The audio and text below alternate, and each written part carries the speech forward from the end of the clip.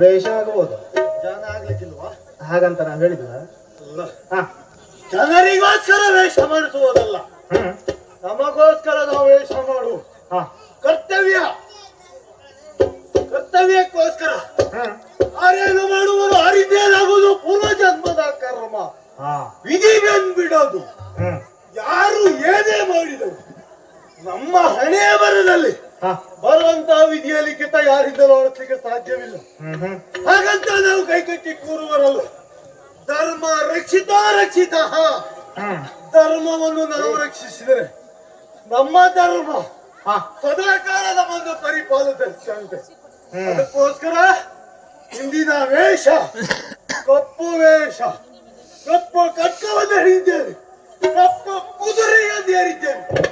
ಕೇರಿ ಕೇರಿ ಬೀದಿ ಬೀದಿ ಅಂತ ತಿರುಗುತ್ತಾ ಬರ್ತಾ ಇದ್ದೇನೆ. ಯಾವ ಕೇರಿಯನ್ನು ಸಂಚರಿಸಿದರು ಆನಂದ ಭಾಷಣ. ತೆರೆದ ಮನೆಯ ಬಾಗಿಲು ತೆರೆದ ಹಾಗೆ ಇದೆ. ಹಾಗಂತ ಮನೆಯ ಬಾಗಿಲೇ ಇಲ್ಲ ಅಂದರ್ಥ ಅಲ್ಲ. ಮತ್ತೆ ಹಾಗಂತ ಕಳ್ಳರ ಭಯವಿಲ್ಲ, ಸುಳ್ಳು ಹೇಳುವರಿಲ್ಲ. ಆ ನಮ್ಮ ಅಮರ್ತ್ಯ ಹೇಳಿದ ಮಾತು 100ಕ್ಕೆ 100 ಸತ್ಯ. ಈ ನಮ್ಮ ಉಜ್ಜಯಿನಿ ನಗರ ತಾಯಿ ನಾಡಿನಂತೆ ಶೋಭಿಸುತ್ತಿದೆ ಎಂಬುದಕ್ಕೆ ಅನುಮಾನವೇ ಇಲ್ಲ ಸ್ವಾಮಿ. ನಮ್ಮ ಭುಜವನ್ನು ನಾವೇ ತಟ್ಟಿಕೊಂಡರೆ ಜನ ಹೇಳ್ತಾರೆ ಹೇಳಿ, ಸೊಳ್ಳೆ ಕೂತಿದೆ ಹೊಡೆದಿದ್ದಾನೆ ಅಂತ.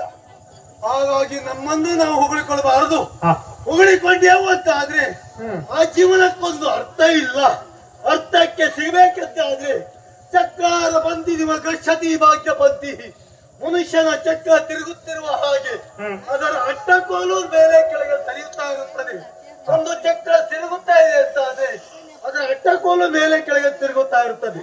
ಹಾಗೆ ಮನುಷ್ಯನ ಭಾಗ್ಯ ಸರದಿಯೂ ಹಾಗೆ ಇಂಥ ನೀರಲ್ಲ, ಹರಿಯುವ ನೀರಾಗಿ